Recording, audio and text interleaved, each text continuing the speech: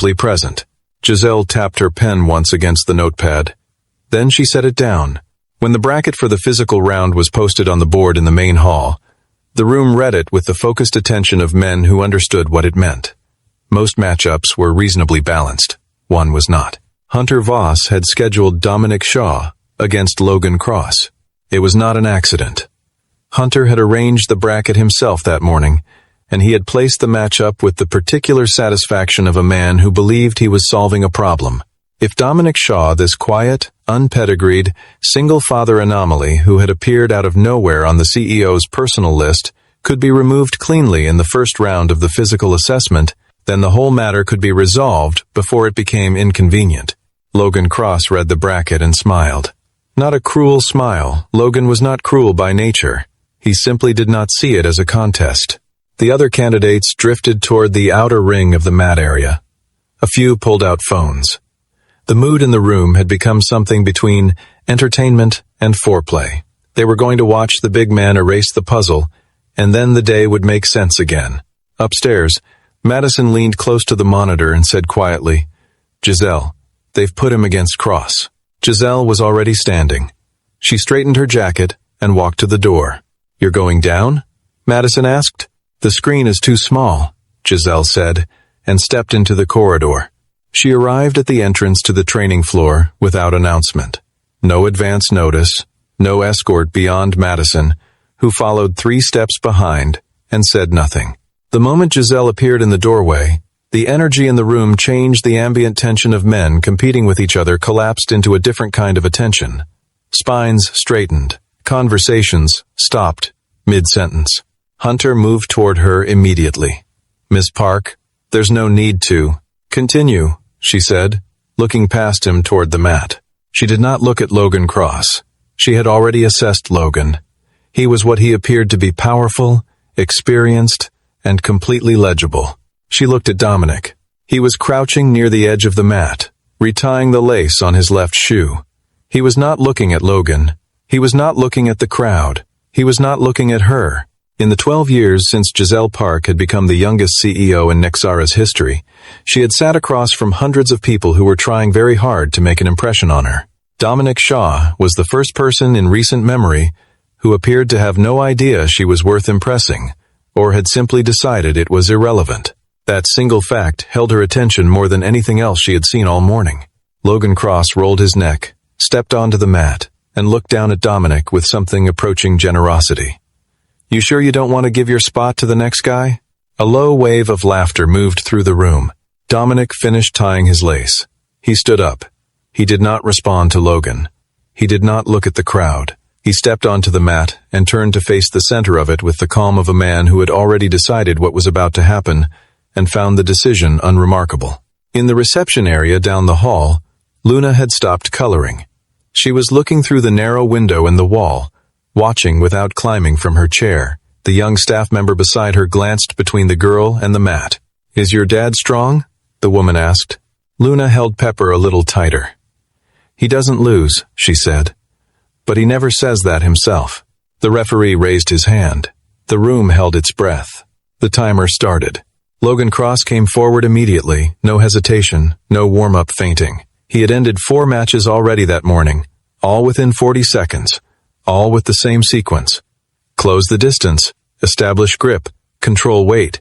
It had worked perfectly every time. He applied it now with the confidence of a man repeating a proven equation.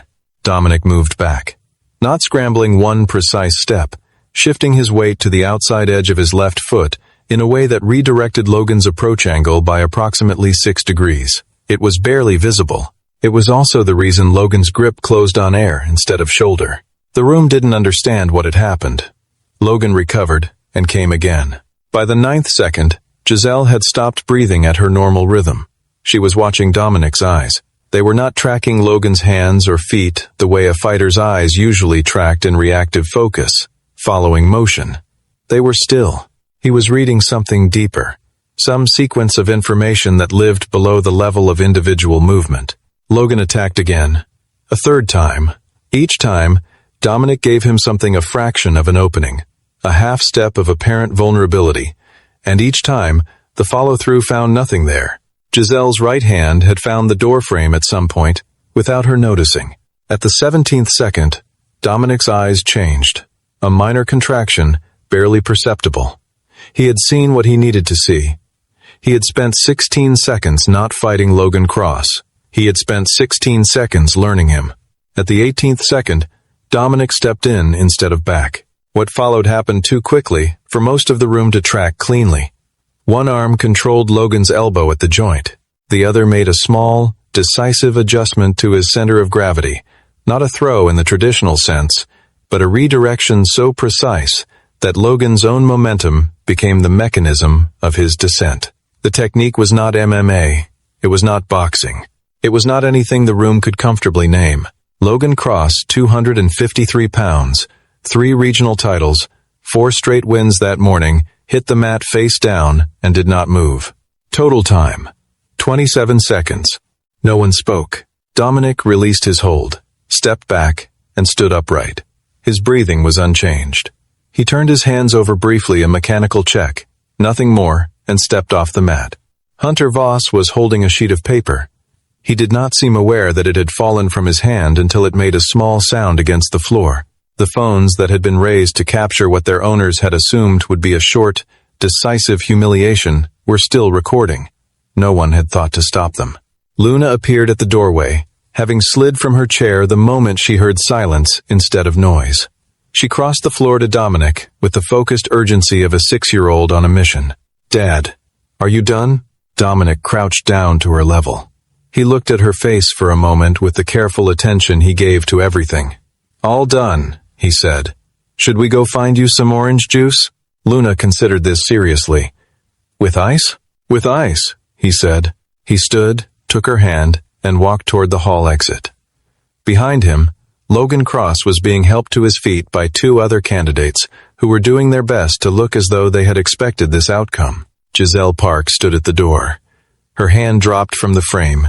She turned and walked back toward the elevator without a word. Madison fell into step beside her, and for the length of the corridor, neither of them said anything. Then Madison said, very quietly, "His breathing didn't change." "I know," Giselle said. She pressed the elevator button. The doors opened. She stepped in, and somewhere between the ground floor and the 38th, she acknowledged to herself as a private and purely operational observation that she had not watched a single other person in that room for the last 7 minutes. She called him up before the bracket finished. The other 62 candidates were still waiting in the main hall when Madison appeared at the door and asked Dominic Shaw to follow her. A few of them exchanged looks. Hunter Voss straightened his jacket and opened his mouth, but Madison had already turned toward the elevator, and Dominic was following, and Luna was beside him, with Pepper tucked under her arm, and none of it had been submitted for approval. The 38th floor was quiet in the way that expensive buildings were quiet, not silent, but deliberately undisturbed. Giselle's office occupied the northeast corner, with floor-to-ceiling windows that gave the city back in clean rectangular sections. Books were organized by spine color. Her desk held exactly 3 items: a monitor, a notepad, and a glass of water. Nothing decorative, nothing personal. Luna stepped inside.